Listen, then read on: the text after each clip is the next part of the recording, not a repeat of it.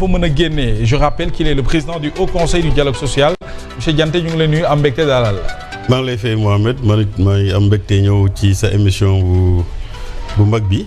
di la remercier ci invitation bi di nuyu say téléspectateurs ak say téléspectatrices ñaan yàlla lu ñu fi wax rek mu doon njëriñu askan wi. absolument ni ma ko waxee léegi première question bi mooy sur la forme président de la République woote na dialogue bi ëllëg gis nga am na ñu ne du ñu dem d'accord daañu ci ñëw mais ñu ci bëri ci acteurs politiques yi wuyu ji nañu naka nga jàngatee le fait que le président woote boobu le dialogue ci actuellement situation bi nu toll ci réew mi même bu dee sax dafa bokk léegi dañ ko ci sunu ay institutions muy le 28 mu respecté ko ñëwaat ci et puis bëgg ñu di ko perpétrer le fait que mu woote ko rek justement njàngat li ñu ci war a mën a def. waaw xanaa di ko rafetlu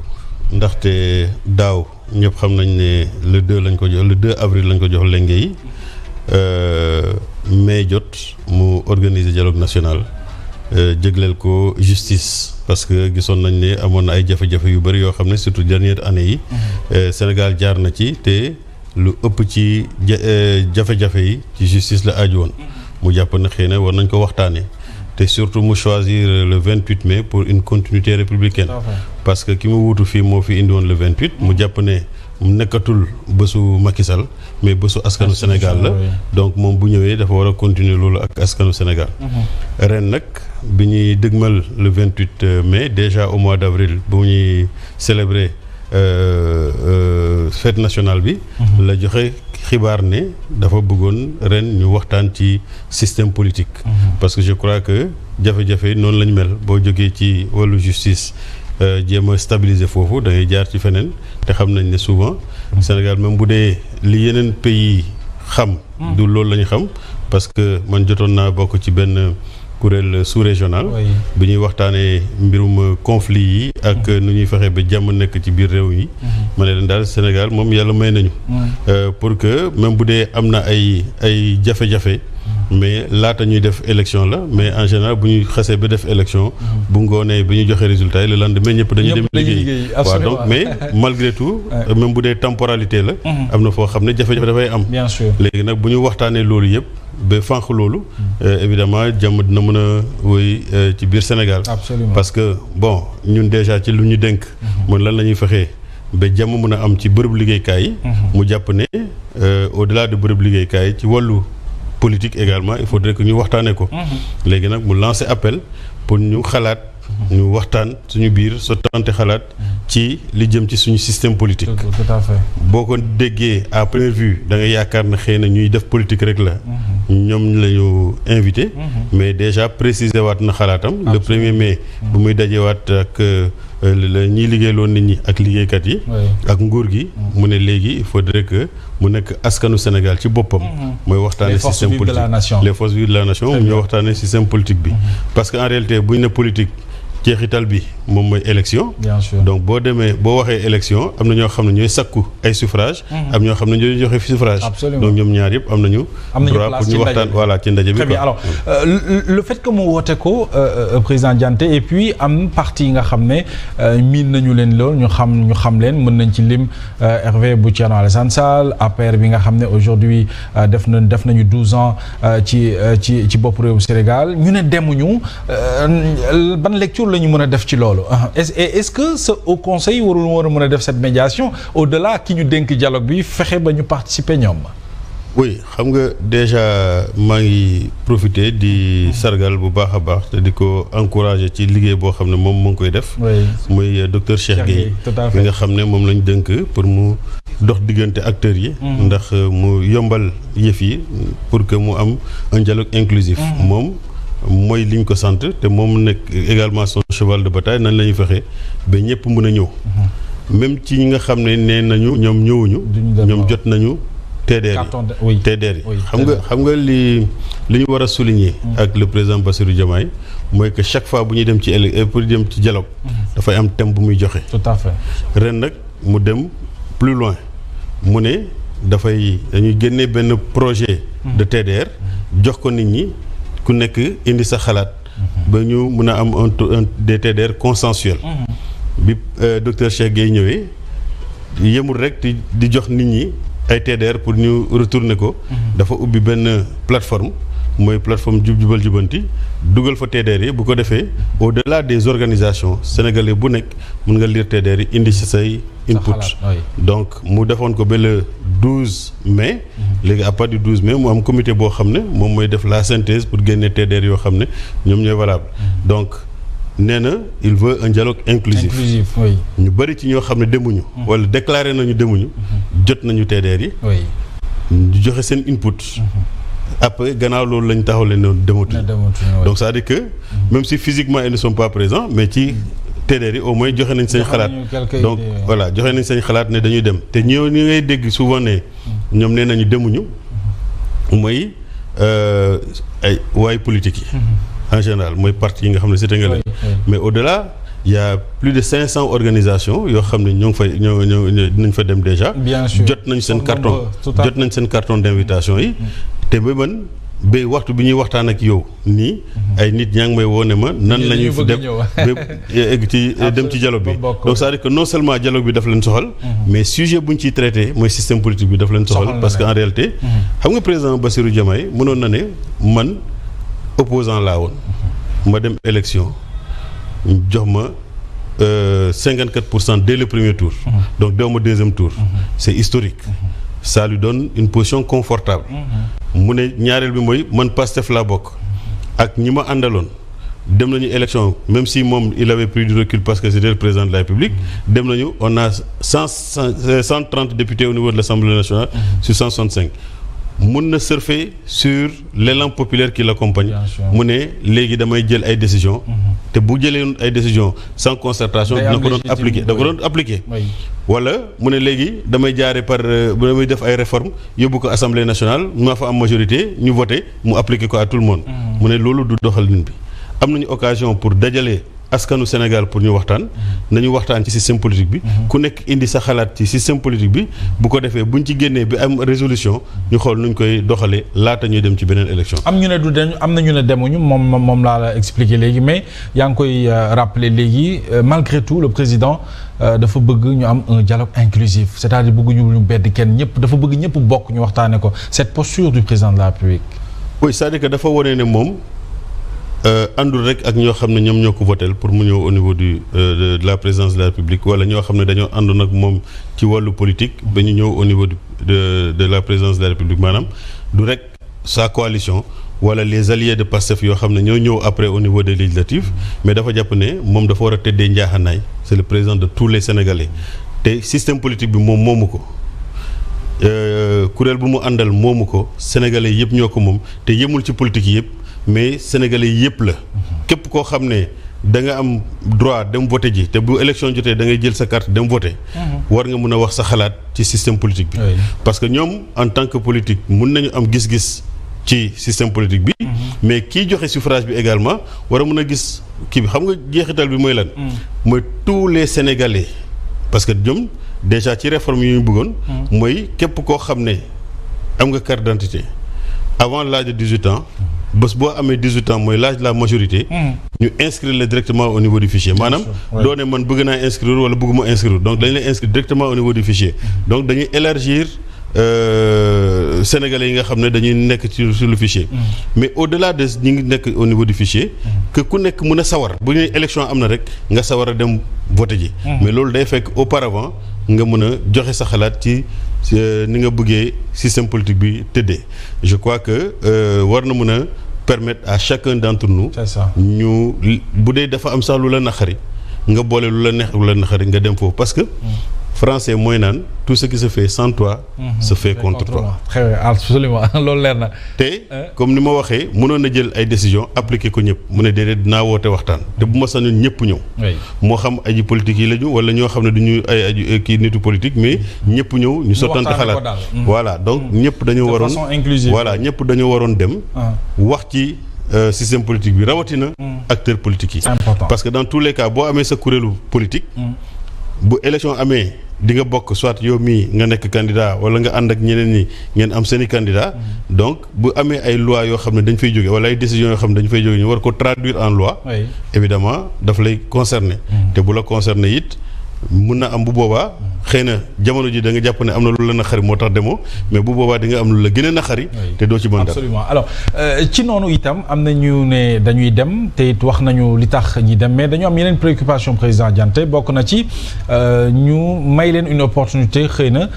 ba ñu koy wax il y a une semaine que ñu élargir les termes de référence au-delà du système politique bu ñuy waxtaanee pourquoi pas koom-koom gi économie nga xam ne mi ngi ci jafe-jafe le déficit la vie chère yu mel noonu ñooñu it seen préoccupation boo ci doon def une lecture que lan nga leen di wax. non je pense que c'est légitime. Et ça montre aussi que Sénégal soxla nañu waxtaan. parce que c'est vrai que barki Dembo Ndiaye rek dem naa Tivaouane. kilifa gi ñu recevoir woon muy naan ñu ngi doon wax Sénégal pays de la teranga. mais dañ ko doon wax ne pays du dialogue. waaw waxtaan dafa mës a am. waaw pays du dialogue. léegi nag recherche de consensus loolu mooy jubluwaayu dialogue bi. mais ça montre également que boo xoolee position yi ne Sénégal bi léegi quelle que soit la situation nit ñi soxla nañu waxtaan parce que pencoo moo gën suba nit ñi jaamaarloo. donc nit ñi jàpp nañ ne xëy na politique bi am na solo waaye ci jamono ji am na leneen loo xam ne war nañ ko waxtaanee. bon président Diomaye comme ni ma waxee en tout cas moom parce que dafa am ku nekk sama collaborateur. bu ñuy yónnee TDR yi. ñu ne ñun en tant que institution nañ ci joxe suñu input yi pour yónnee ko. alors ma sant leen ko parce que samay collaborateur lañu. waaye dem ba ci biir rek mu ñëw ne ma waa man. seet naa ci internet bi yëpp lan mooy thème dialogue 2023 gisuma dara. waaw boobu mooy bii. nit ñi xam nañ lañ la ñuy waxtaanee. moi je me rappelle participer naa au dialogue de 2020. mais daanaka ci biir dialogue bi la ñu déggoo ci terme de référence yi ci lan la ñu waxtaanee. bon bii yoon président dafa jàpp ne dialogue bu ñëw rek. na am benn sujet boo xam ne moom la ñuy waxtaanee. tënk ko. après ñu mun a am ay conclusions yoo xam ne bu subaa mun a nekk ay loi. sauf que benn pàcc opposition bi ñu ngi leen di sànni xeer comme quoi terme de référence yi ngeen ko defee xëy na am na solo waaye de façon consensus mu am consensus il fallait que ñu waroon nañ leen mën a boole ci terme de référence ba ñu déggoo ko doog ko bej yi ci penc mi nga xam ne ñoom ñëpp ñooy xamandoo lu ñuy waxtaanee en fait. oui mais c'est-à-dire que boo xoolee méthodologie bi ak démarche bi. pour man c'est une démarche inclusive mais xam nga boo ne nit ñi kaay la ñuy waxtaan. ñu xalaatandoo ensemble. dañuy naan da ngay joxe benn mouture.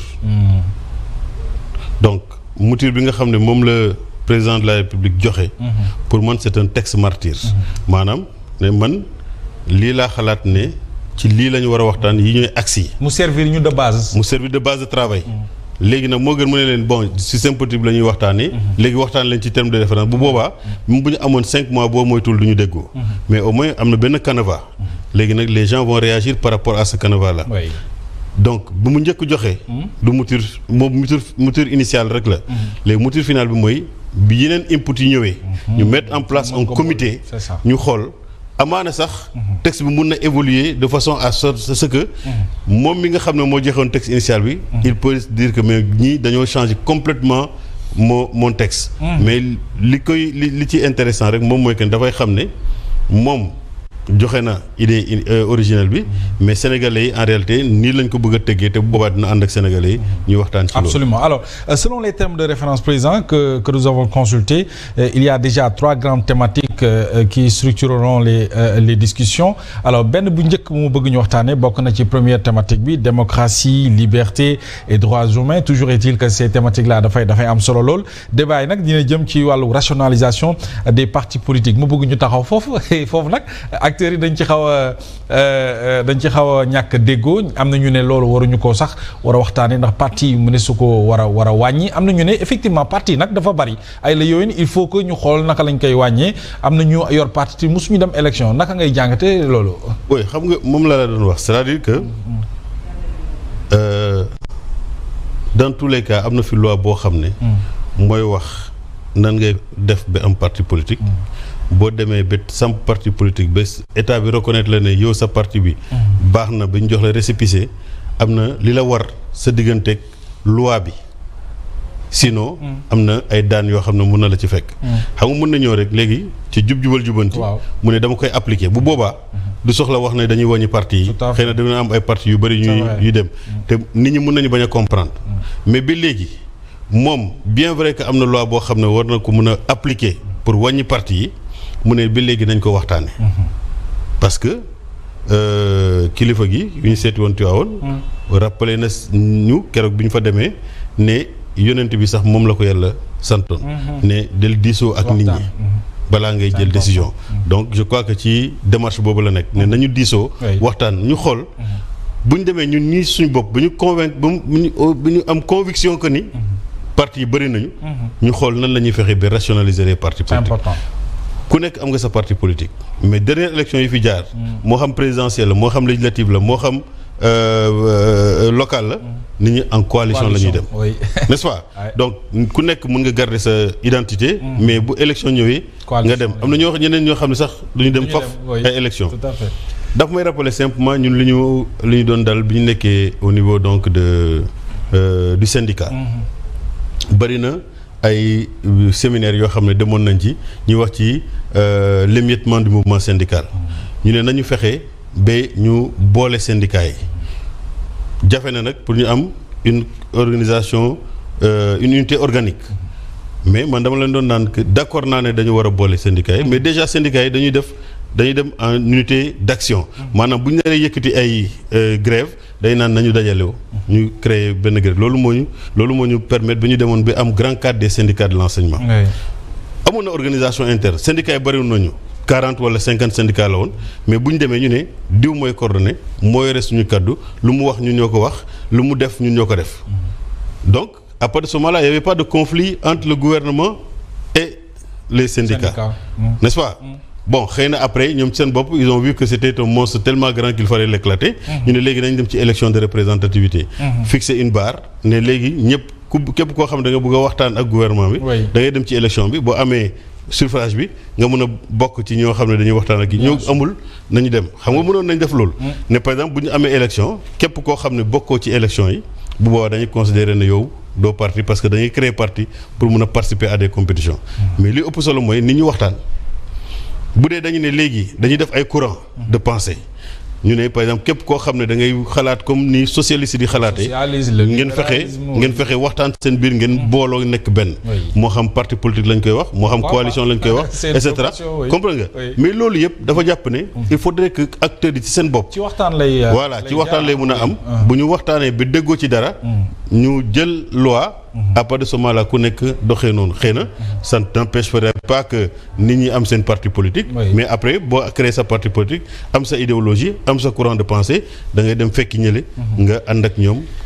nekk dans un ensemble parce que aujourd'hui une démocratie comme les États-Unis da ngay dégg les républicains et les démocrates da ngay yaakaar ne xëy na ñaari courant yi rek ñoo fa am donc ce qui fait que xëy na am na ñoo xam ne dañuy am seen i parti mais après ils se déclarent démocrate ñu dem rejoindre le camp démocrate wala ñu se réclame républicain ñu dem rejoindre le camp républicain. Très bien. Alors ci deuxième thématique bi toujours am na processus électoral volet boobu nag day examiner président lu jëm ci aspect yu bari mais ay aspect clé bokk na ci modalité parrainage bi nga xam ne yàgg na sonal yenn ci ay organisation inscription automatique surtout sur le fichier électoral via la carte d'identité biométrique CEDEAO mais bi ma ci gën a attirer sama attention mooy opportunité d'un audit du fichier électoral numérisation du processus ainsi que le vote des personnes en détention boobu it am na solo lool dina bokk ci deuxième thématique bi sur le processus électoral. oui mais xam nga boo nekkee ci Ndungu Sine. et tu n'as pas perdu tes droits civiques et politiques. oui lu tax boo nekkee police kaso. doo mën a voter. donc je crois que loolu yëpp ay waxtaan la. mais li ëpp solo mooy li majorité bi jàpp. si la majorité des participants. wala ñu bokk ci commission boobu. ne soxlawuñu prisonniers voté. bu boobaa duñu voté. bu nit ñi jàppee ne ñooñu malgré le fait qu'ils sont en prison ils gardent intact leurs droits civils et politiques war nañ mën a voter. on doit pouvoir les faire voter. da ngay nekk prison ñu def la candidat nga ñu fal la bon jamono bi Ablaye Wade di voté loo militaires yi. est-ce que il est passé par ce système là. ñoom ñoo xalaat rek jàllale génne loi ne na kii wote donc je crois que c'est important que nit ñi waxtaan ci loolu beneen bi mooy automaticité c'est-à-dire que boo xasee bi am sa carte d'identité lu tax ñu ne la boo amee 18 ans da ngay demaat nga inscrire léegi war nañu mën a inscrire parce que tu as le droit de voter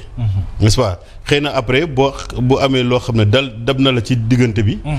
mu perdre loola sa droit civil et politique bu boobaa ñu retiré la des listes électorales wala bu dee nit ki faatu na également ñu retiré ko et cetera def on audit du fichier parce que xam nga boo li am solo ci audit du fichier mooy par exemple ñu ne am nañu 7 millions d'inscrits xëy na ci 7 millions d'inscrits am na ñoo xam ne mënatuñu voter parce que loi bi moo leen ko tere am na ñoo xam ne dañoo faatu et cetera donc il faudrait que après bu ñu demee ñu ne bon 7 millions d'inscrits la ñu am mais 2 millions ñoo voté da ngay xool le pourcentage alors que peut-être que y a un stock mort boo xam ne dafa war a jóge fii donc je crois que loolu yëpp nit ñi dañ ko war a waxtaane pour xam ndax man par exemple bu ma amee sama benn mbokk boo xam ne gaañu na te ma xam ne ci carte d'identité bi dafa war a voté ndax dama war a dem signaler pour que ñu retirer ko du fichier pour mën a dégrossir et cetera wala bu amee période boo xam ne nit ñi woo nañ leen pour ñu def loolu au fur et à mesure ñu mën a def un fichier boo xam ne day nekk un fichier fiable. Alors troisième et dernière thématique dina bokk ci réforme institutionnelle yi na loolu dina intéressé ñu bari ba ci organe de gestion des élections est-ce que pensez-vous que ni war nañu mën a def ay réformes ci lu jëm ci wàllug fexe ba ñoŋal sunu processus électoral wala sax boole justice bi ci dans le processus électoral en tout cas loolu mu ngi ci ñetteelu ponk bi jàpp nga ne urgence la ci ñu tëggaat sunu processus électoral. oui xam nga boo xoolee ci processus bu njëkk bi ministre de l'intérieur moo doon organiser amul kenn ku koy superviser wala surveiller bu xam am na jamono joo xam ne nit ñi dañu doon dem superviser élection ñu yore seen résultat yi ñu ne dañuy dem sous préfecture pour joxe résultat bi nga nekk ci oto di dem di joxe pour joxe sa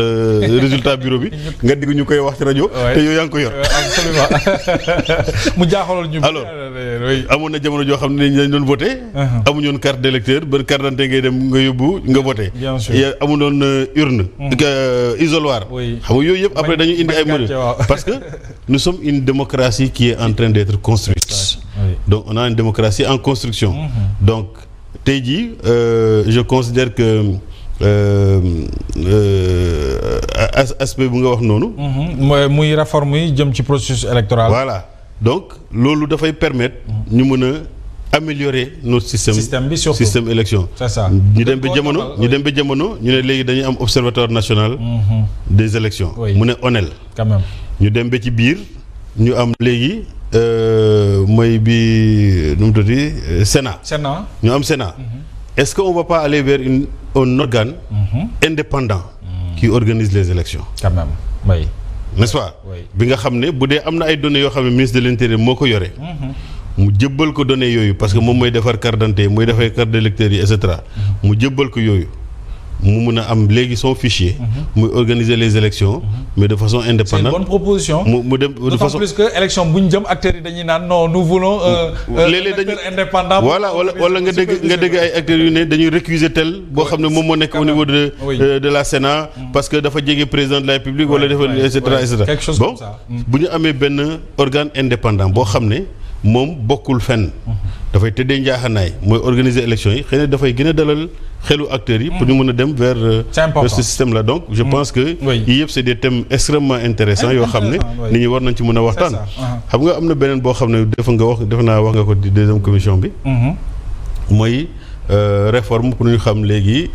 ban système la ñuy wut en termes de système électoral man am na li ma ci intéressé personnellement n'est-ce pas xëy na sax mënuma engagé sama parti mais mën na boo xam ne intéressé na mooy système bu ñuy falee député assemblée nationale waaw man jàpp naa ne parce que bu local bi moom réglé nañ ko suffrage direct la mais je dis pourquoi nit ñi bu ñu bëggee nekk député dañu war a dem sur une liste bu ma bëggee nekk député Dakar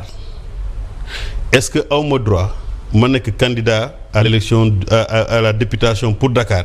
ma battre campagne moo xam ma bokk parti politique wala bokkuma parti politique mais ma remplir les conditions battre campagne yow nga battre campagne keneen battre campagne bu ñu demee bu ñu dee 10 candidats lañu ñu ne Dakar 7 députés la war a fal. bu ñu demee ñu classé ñu en fonction le premier le deuxième le troisième le quatrième le cinquième le sixième et le septième. ñu ne ñii la Dakar fal ñu nekk seen député. fekk man bokkuma ci liste. parce que aujourd'hui ce qui se passe mooy que da ngay bokk ci parti boo xam ne je fais pas de truc Ousmane Sonko mooy jiite. n'est-ce pas nit ñi à cause de Ousmane Sonko ñu fal la nga nekk député. te doo leen amal njëriñ. mais yow bu dee da nga am programme boo xam ne da nga bëgg a convaincre nit ñi ne tu es le meilleur profil. pour nekk candidat bi da nga battre campagne. mais de façon indépendante. Absolument. léegi nag xëy na mën nañu wax ne du ñu am liste nationale kenn waru ko am. mais bu ñu koy am mu nekk la portion la plus congrue. du nombre de députés à l'Assemblée nationale. bu ko defee même dans la diaspora koo xam ne da nga bëgg a nekk député diaspora. na nga wër localité yi nga xam ne da nga bëgg a nekk député. nit ñi xam la laata ngay falu te bu ñu la xamee ne la ngay falu bu boobaa. kenn du la laaj kan mooy sa député. Absolument. Voilà donc voilà man par exemple loolu c'est quelque chose yoo xam ne ça me tient à cœur. Ah oui. Ça peut faire l'objet de débat. Ah oui. Si les gens pensent que maintenant il faut pas investir des listes. mais ku bëgg a nekk député da ngay dem nga battre campagne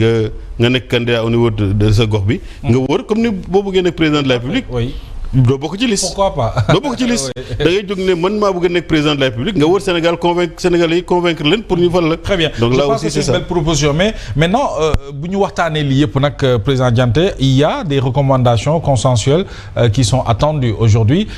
li ñëpp di xaar mooy bis yu mel nii yu mel ni dialogue wala assise bu ñu ci amee ay recommandations war nañu mën a gaaw génnee conclusions yi ci baax ñu jëfee ko yi ci baaxul te président saytu ko parce que président nag moom mooy jël dogal bu mujj bi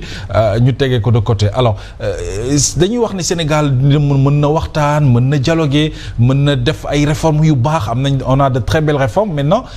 problème bi mooy jeexital yi maanaam nan la ñuy def ba mu am suivi toujours problème mu Sénégal la loolu. Ouais, mais avec le président Bassirou Diomaye c'est pas la même chose. Alors. Non c'est pas la même chose xam nga tey commission bu nekk da ngay waxtaan nga génnee say conclusions. bu ñu paree c'est le facilitateur. comme ni ñu ko defee avec les assises de la justice moom mooy dem jébbal rapport bi au président te ce n'est pas comme aux assises ce n'est pas un dialogue d'une journée c'est-à-dire du benn fan lay am après nañuy dem mais c'est du 28 voilà c'est du 28 mai au 4 juin absolument au 4 juin xëy na sax mënoon na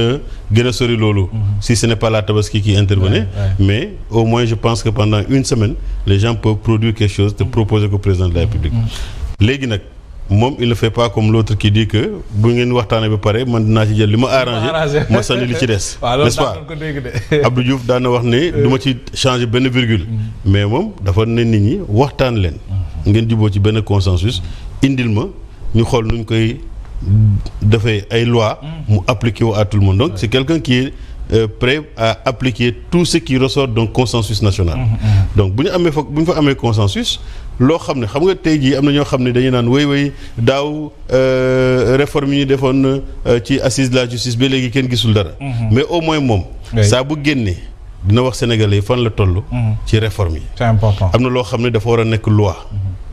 peut-être que loi organique la wala loi ordinaire boobu dina jàll au niveau de l'Assemblée nationale ñu voté ko mu nekk loi am na loo xam ne xëy na dafay dugg ci constitution bi ci dialogue boo xam ne dialogue justice bi la bu ñu demee naree dem vers une réforme constitutionnelle moo xam dañ koy jàllale par Assemblée nationale wala dañ koy jàllale par référendum pour que askan bi voté ci mais bien vrai que ça ressort du dialogue national pour moi c'est pas une mauvaise chose que aujourd'hui les réformes qui devaient passer dans la constitution issues donc du dialogue sur la justice pour moi c'est pas mauvais que ba léegi modifier ñu constitution bi parce que xëy na liy génn liy tukkee ci élection ci dialogue 28 mai 2025 mun na également am répercussion sur la constitution ñu am yu ñu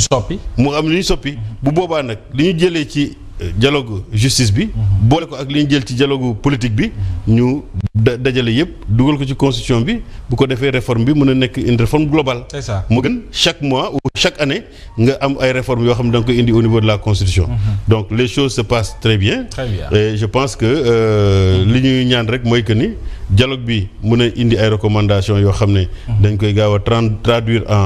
en loi bu ko defee li war a dugg ci constitution bi à partir du dialogue sur les assises de la justice. ñu dugal ko boole ko ak loo xam ne dafa jóge. absolument alors balaa ñu jàll ci yeneen point soxal actualité président Dianté alors am na ci loo xam ne dund nañu ko en début du mois de mai muy le 1er mai.